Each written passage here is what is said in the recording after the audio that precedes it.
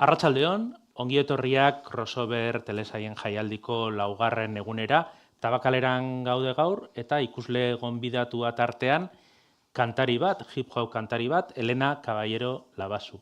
Arratsaldeon, Elena. Keixo, arratsaldeon. Zemo zaude? Ba ondo, egia esan da. Poliki ez, urte hasi dugu holan nahiko lasai, orain udan izango da lokura bat, así que arnasa hartzen gerorako.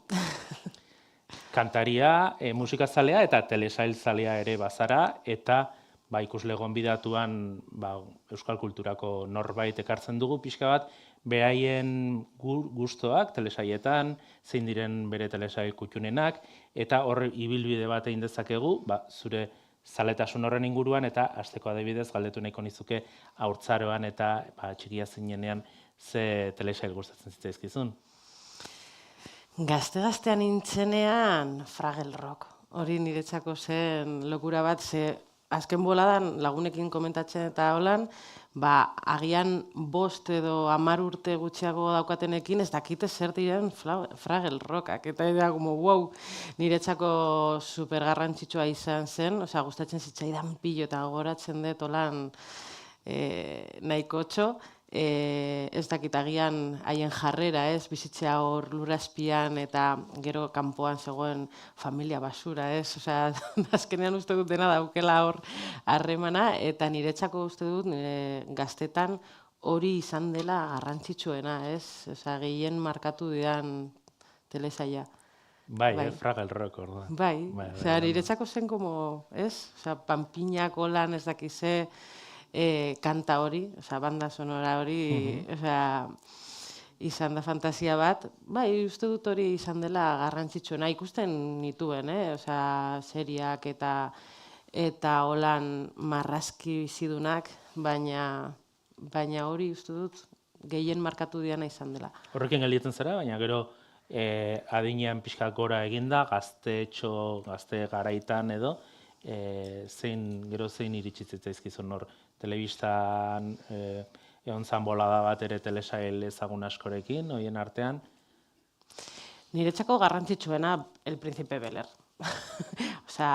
Will Smith eginten zuen papera asko gustatzen zitzaidan, eta bere ibilbidea jarraitu egin dut gero, baina garai hortan ni ez nekien rapetaz ezer, hip-hoparen mundua ez nuen ezagutzen, Euskal Herrian ezen oso famatua, orduan tipo hori auzotik aterata eta batean dirudunetzen batean joatia bere realitatea eta bere beste realitatea horren lotura niretzako zen nahiko interesgarria eta asko jarraitu dut, ikusi dut guztia eta duela 2 edo 3 urte berriro ikusi nuen guztia. Atal guztiak ikusi zen ditun, berriro? Orain adin batekin ikusiko dut, bere garaian ikusi nuen, baina plataformetan igo zuten, eta ikusiko dut. Nola, adin honekin, nola ikusten dudan orain, aldaketak egon dira, ze pentsatzen nuen bere garaian ikusten nuenean, eta oraingoan ze pentsatzen dut, eta hori izan da gehien ikusi nuena. Eta ondo zartu alda telesaia edo gaizki zartu da? Ondo, niri gustatzen zait asko, uste dut daukala denetarik, errealitate oso potente bat izan da, oso identifikatuta sentitu naz bere garaian, eta oraingoan bebai, eta egia da ikusten dituela holan telesailak ziren denak amerikarrak, telebistan jartzen zituztenak holan ziren, Steve Urkel, Cosas de Casa, holakoak, eta nik gogoratzen dut telesail bat, señores du ezagutzen, baina niretzako izan zen holan nahiko potentea, Rompecorazones deitzen zen, eta jartzen zuten telebistan larun baten goizean, zeni altzatzen nintzen hori ikusteko, eta zen, hori, rapa eta gazteriaren inguruan zijoan telesail bat, eta niri asko markatu zitzaidan, baina gero bilatu bidet ez dut aurkitzen, eta jendea ez daki existitzen dela, Orduan, egunen baten topatuko dut eta berriro ikusiko dut, baina gogoratzen az, hori, jartzen nuela holan despertadoria hor ikusteko hori, karo, ez egon interneterik ni gazten nintzenean. Kontsumoa beste mota batekoa zen, eta aipatu dituzun beste horiek, Claro. El Príncipe Bel-Air eta Steve Furkelena eta horiek ere, ematen zituzten egunero, baina ordu zehaz batean, egon bertzinen etxean, ikusteko bestela ez zegoen modurik. Karo, orain, daukazu denetarek ez interneten bilatu aldituzu, ez dakize deskargatu, baina hor kapitulo bat galtzen bazenu, ja zegoen beste aukerarik ez berriro ikusteko. Eta, niretzako hori berez arma zeukan, bai, orain dena dago hor eskura, ez? Hori aldatu da. Osa, aldatu da asko, baina bai telesaietan eta bai musikan, ez? Hori da, musikan Lehen ere bai, musika noski. egiteko, rap egiteko, instrumentalak lortzeko mundu bat zen. Orain jartzen duzu instrumental rap eta ateratzen dira 4 milioi. Baina bere zema da zeukan, ez? Bilatzea, eta nola egingo dut, eta nondik aterako dut hau, ez? Uste dut hori galdu dela, oso askar bizi garela, dena jartzen digutela hor eta hasten zaigula batzutan pentsatzea. Aber, nola eta nondik atera gauzak. Ez dakit. Adimen artifizialarekin ere ikusiko du. Bueno, hori izango da lokura bat. Ze ja ez dakit noraino helduko garen. Eta niretzako ondo erabilita, pausu bat izan alda. Baina ez dakit jakingo dugun ondo erabiltzen. Eta uste dut azkenean jendeari ahaztuko zaiola pentsatzeren, ez dute pentsatuko, ni gaztekin lan egiten dut, eta ez dute irakurtzen, ez dute musika entzuten, beste gunean nire ikasleak esaten zidaten, aizu eske gu bideojokotan ateratzen den musika entzuten dugu. Baina zeintzuk dira, ez dakit eta taldeak nola deitzen dian, baina bideojokotan ateratzen direnez, hau modan dago eta ja, ez? Eta irakurtzen dezute WhatsApp apartez, ez? Ez dute irakurtzen. Eta onera ez da joango. Ja, buf. Larritzen nau pillo, Bai, larritzeko moduko egoera batzuk badaude. Eta gero, badaude beste realidade batzuk, gazteenak, bidez ikusi dugun bezala Netflixen Adolescence telesaien. Zuk ikusi aldezu telesai hori? Aste honetan bukatu dut, bai, ikusi dut. Eta behituz azken boladan ez ditudala holan topatzen telesaiak holan ez burua apurtzen nahuenak. Kostatzen zait, ze uste dut hori oso azkargoa zela, eta azkenean agian garrantzia gehiago ematen diotela publizitateari eta ez dakize, baina telesaila berari ez diotela hainbeste amodioa jartzen, eta apurtu nahu burua baina nahikotxo, Gustatu zaizu? Gustatu zait asko, baina gai hori uste du superberrezkoa dela. Eta ez da hitz egiten, ez? Nola gazteak gestionatzen duten haien kodiguak, haien bizimoduak, ez? Zuazten zarenean ikusten esaten dezu, zinezkoa da. Nola izango da mutil hori, ez? Edo ez dut spoiler egin nahi, baina ez dakit, eta ezin nintzen ikusten, lehen komentatzen ari ginen, esan nuen, oso astiro doa. Eta gero konturatu nintzen dena grabatuta dagoela holan jarraian, ez? Bai, plano sekuentzian hori. Bai, baina ni pentsatzen nuen oso astiro zijoala, eta ja hori jakin da izan, ostras, behitu, zelako lana, uste dut gai horiek ikutu behar direla, eta sakondu behar direla olako gaiak garrantzitsuak direlako. Aktoreak ere onak, Oso onak. Irakurri dut gaur, aita egiten duena, ez dakit bere izena. Stephen Graham. Tipua negarrez hasten denean, ez? Hor, ja, aizu behitu, jarri ziotela holan fotografia batzuk bere familiarenak, eta mezu bat esaten aizu superarro gaude zutaz, eta ja tipua hasten dela negarrez ja de, ez? Bai, eta irakurri dut gazteaz, ez dela aktorea.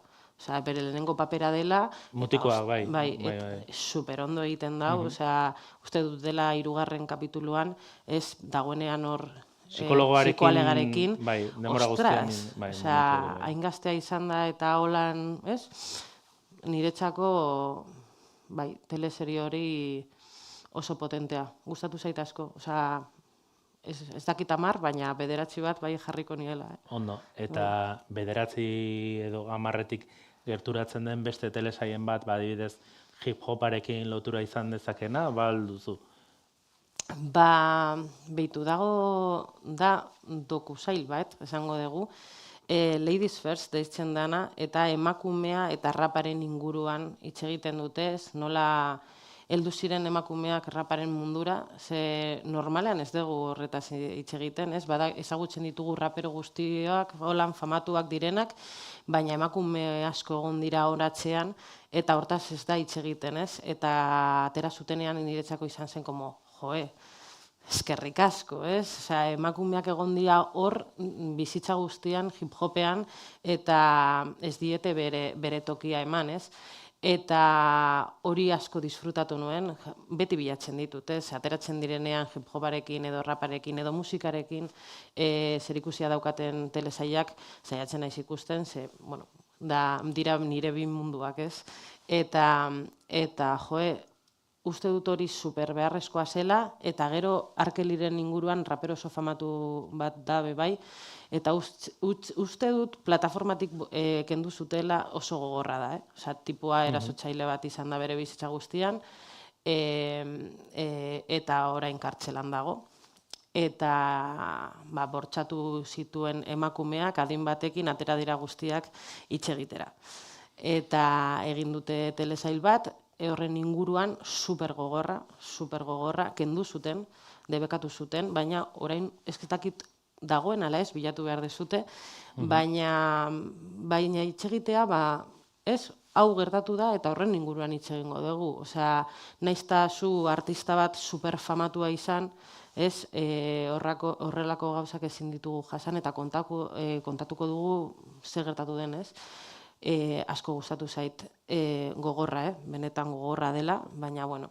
Eta gero uste dut Breaking Bad izan dela nire telesailolan asko gustatu zitzaidan, engantzatu nintzen, Jesse Pinkman niretzako da fenomeno bat, eta gero ez dut jarraitu ikusten, gero galeratu zituen beste gauza batzuk horren inguruan, baina nahiko. Uste dut telesailak luzatzen direnean asko, aria galtzen dela. Osea, niretzako moztu behar diren lekuan, Osea, ez dakit, baina saiatzen dira, famatuak egiten dira, orduan saiatzen dira luzatzen, ostras, batzutan uste dut ez dela beharrezkoa hainbeste. Hobe garaiz bukatzea. Moztu behar den momentua. Bai, eta gero beste gauza bat asmatu eta jazta, baina bai telesail batzuekin gertatu zaidala ezin da gehiago gertatu, nondik aterako dituzu gauzak kontatzeko. Orduan, ez dakit zein den neurria, telesail bat behar duen neurria, baina historia heltzen denean holan, amaiera polit batera bukatu behar dela. Gero, zuk zer nahi izaten duzu? Atalak jarraian errenkadan asko ikusi, edo astean behin ematen diren horiek egon behar duzula astebete horren zain, atzo adibidez Euskadi Irratiko bai pasa saiokoek ere horren inguruan hitz egin zuten, zuk zer nahi duzu? Depende. Osea, ni gauean ikusten ditut normalean, Eta lokartzen baldin manaz, ez da niretzako telesail hori, Eta batzutan gertatu zait ikustea agian bi denboraldi, gero 3 hilabete edo 4 pasatzea, eta ostras, osea, ja astuta neukan, zertaz, nola bukatu zen aurrekoa, ez dakiz zer. Orduan, ni naiz pum, dena jarraian ikusi. Breaking Bad nola ikusi zen hona bidez? Dena jarraian. Dena jarraian? Dena jarraian. Zenbat atal guztira? Ez dakiz zenbat diren, 4, 5. 4. Orain harrapatu nauzu, 4, ez? Bai. 4. Bueno, baina oso jarraian ikusitzen ditun. Ikusi nuen, zen ikusi nuenean, azken atala ez zegoen. Eta gero bai ikusi dudala dena jarraian. Osea, berriro ikusi nituen eginda zeudenan, eta azkena. Eska, azten zaizkit gauza, behitu zeni memoria ona daukat, errapa egiten dut, eta memoria nahiko ona, baina egia da gauza asko dauzkadala buruan, eta batxutan da, ostras, nola bukatu zen hau, ez? Eta nola, ez dut jarraitu telesail odolan, ez, egunerokoa, adibidez. Ze badaude, ez? Egunero ateratzen da atal bat, eta ikusten dezu, ez?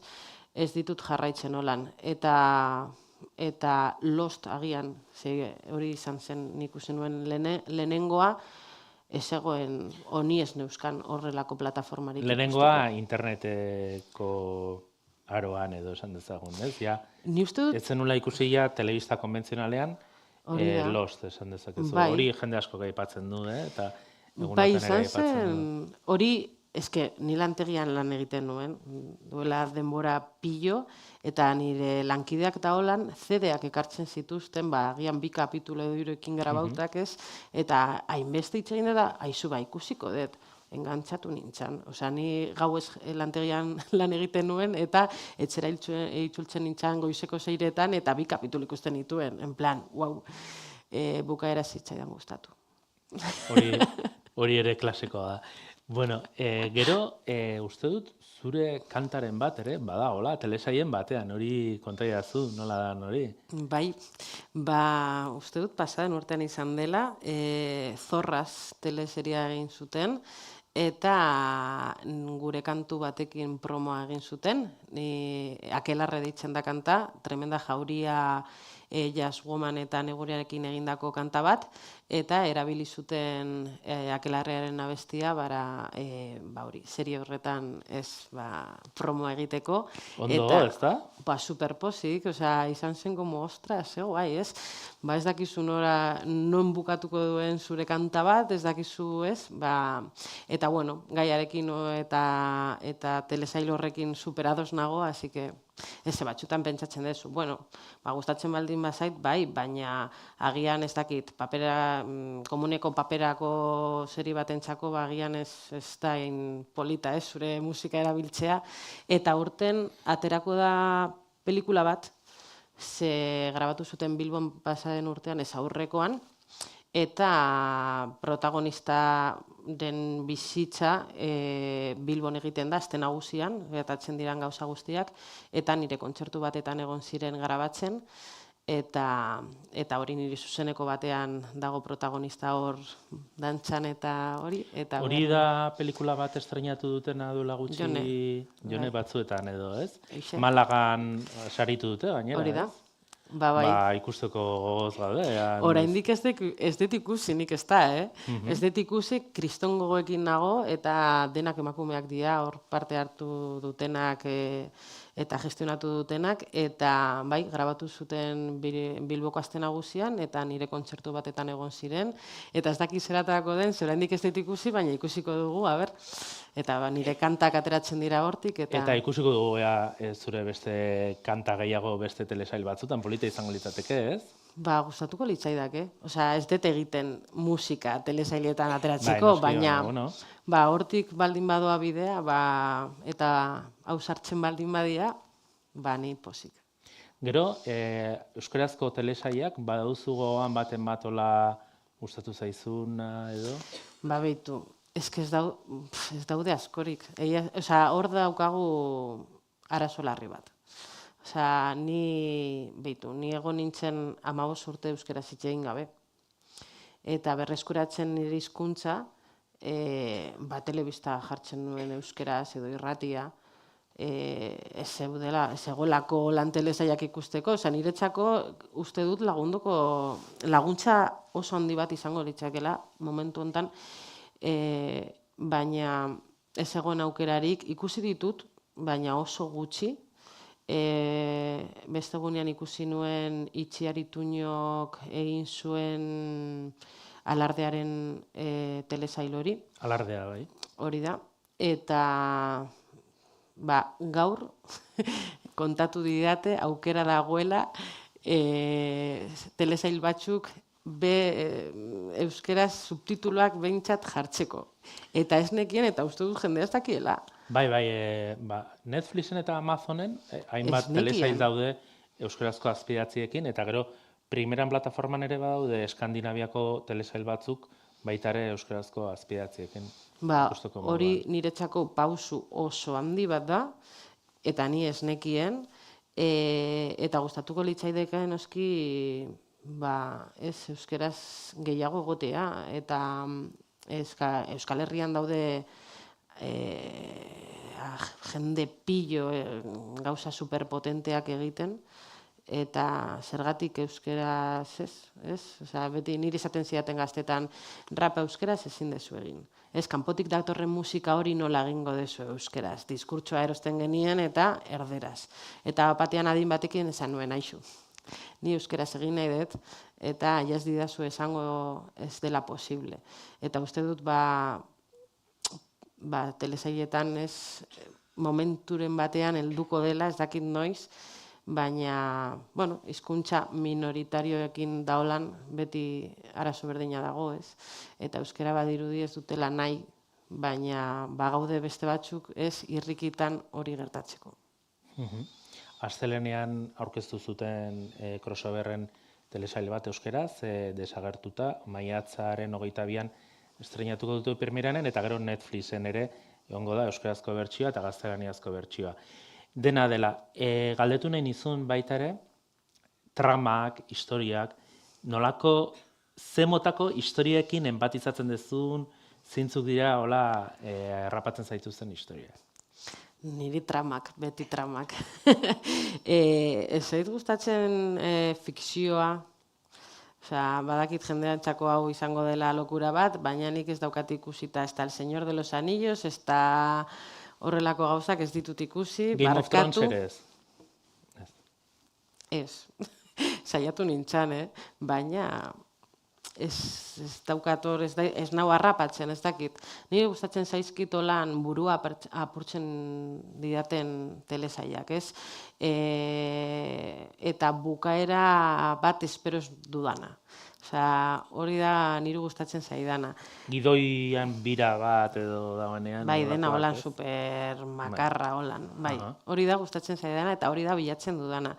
Baina holan fantasia, fikzioa eta holan kostatzen zait asko. Ez dakiz zergatik, baina eta gero bai ni irakurlea amorratua izan naizela beti, eta batzutan liburuak telesailetan edo pelikuletan bihurtzen dituztenean, ez da.